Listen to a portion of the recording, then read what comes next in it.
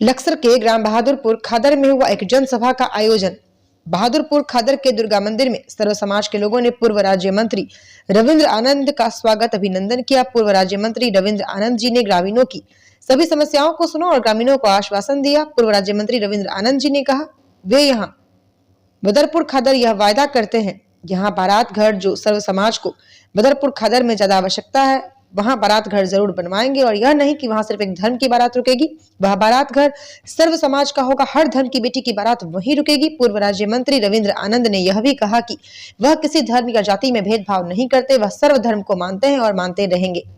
भाजपा को निशाना साधते हुए पूर्व राज्य मंत्री रविंद्र आनंद ने कहा कि अंकिता भंडारी हत्याकांड का खुलासा भी होना चाहिए और वह उत्तराखंड की बेटी थी। इस हत्याकांड में भाजपा के कई वीआईपी लोग शामिल थे, जिन पर सीबीआई जांच होकर खुलासा करना चाहिए और अपराधियों को कड़ी से कड़ी सजा जरूर मिलनी चाहिए। देखें स्टार न्यूज प्लस के हरिद्वार के लक्सर से आरती सैनी की ये रिपोर्ट। रीटेक देखें स्टार न्यूज प्लस के लिए हरिद्वार के लक्सर से आरती सैनी की ये रिपोर्ट। परिवार है वो अपनी बहन की या बेटी की शादी करने में उनको दिक्कत परेशानी का सामना करना पड़ रहा है, तो प्रयास करेंगे इनकी समस्याओं का निराकरण जल्द से जल्द। सर एक ये चल रहा है अंकिता भंडारी हत्याकांड वाला मैटर, उत्तराखंड की बेटी, उत्तराखंड की बहन है और जिस प्रकार से उसकी निर्मम हत्या हुई वो उससे न सिर्फ मैं हरिद्वार की बात करूं बल्कि पूरा उत्तराखंड शर्मसार हुआ है।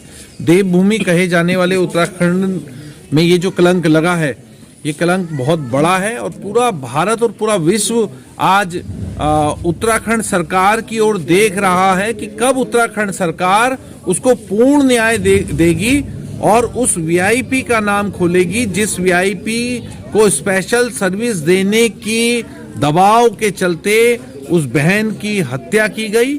और अब हमने ये भी देखा है कि सोशल मीडिया में जिस प्रकार से कुछ लोगों ने वीआईपी का नाम उजागर किया है, उस पर सरकार मौन है, सरकार अपनी चुप्पी नहीं तोड़ रही है। मुझे लगता है पूरे प्रदेश में इस समय जबकि सर्दी का मौसम है लेकिन राजनीतिक गर्मी बहुत बढ़ी हुई है, लोग सड़कों पर हैं। लोग कह रहे हैं कि अंकिता भंडारी हत्याकांड में जो संलिप्त वीआईपी है उसको उजागर किया जाना चाहिए और दोषियों को सजा होनी चाहिए। मैं आज हरिद्वार में हूं, हरिद्वार के सांसद माननीय त्रिवेंद्र सिंह रावत जी ने भी इस पर सवाल खड़े किए हैं।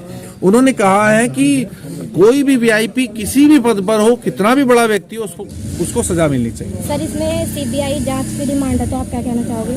देखिए बिल्कुल होनी चाहिए, सीबीआई की जांच बिल्कुल होनी चाहिए। और मैं तो ये भी कहूंगा कि जो दो नाम सामने उजागर आए हैं वीआईपी के रूप में, दुष्यंत गौतम जी का और अजय कुमार जी का, मैं तो ये कहूंगा कि इन लोगों को नाम सामने आने से ही इस्तीफा दे देना चाहिए, एक नैतिकता के आधार पर, क्योंकि राजनीति में नैतिकता का आधार बहुत बड़ा आधार है। जब समाज में किसी व्यक्ति का दुष्प्रचार होता है तो वो कुपित होकर के इस्तीफा दे देता है। ऐसे हमने बहुत सारे उदाहरण देखे हैं। उन्हें खुद ही सीबीआई की जांच की मांग करनी चाहिए। अगर वो निर्दोष हैं तो उन्हें स्वयं सामने आना चाहिए और सीबीआई की जांच की मांग भी करनी चाहिए और सहयोग भी करना चाहिए। सर आप क्या कहना चाहोगे, उनको न्याय मिलेगा या नहीं मिलेगा? देखिए अंकिता भंडारी को जो पूर्ण न्याय है वो अभी नहीं मिला है, ये मैंने पहले भी कहा। उसे आंशिक न्याय मिला है। जो पुलकित आर्य और उसके साथियों को जो उम्र कैद की सजा हुई है वो आंशिक रूप से न्याय है। पूर्ण न्याय मैं तब मानूंगा जब वो वीआईपी, जो भारतीय जनता पार्टी का जो वीआईपी था, जिसको स्पेशल सर्विस देने के नाम पे उस बहन का, उस बेटी का शारीरिक शोषण करने के नाम पर दबाव बनाया जा रहा था, जिस दिन उस वीआईपी को सजा मिलेगी हम उस दिन ये कह सकते हैं कि पूर्ण न्याय मिला। और उस दिन हम ये भी समझेंगे कि देवभूमि उत्तराखंड का जो माथा है, वो जो इस कलंक से दूषित हुआ है, ये कलंक उसी दिन मिटेगा। धन्यवाद। कि बीजेपी जो कहती है बेटी बचाओ, तो सबसे पहले तो बीजेपी वालों से बेटी बचाओ, क्योंकि उसके नेता ही सबसे ज्यादा महिलाओं के साथ, बेटियों के साथ अत्याचार कर रहे हैं।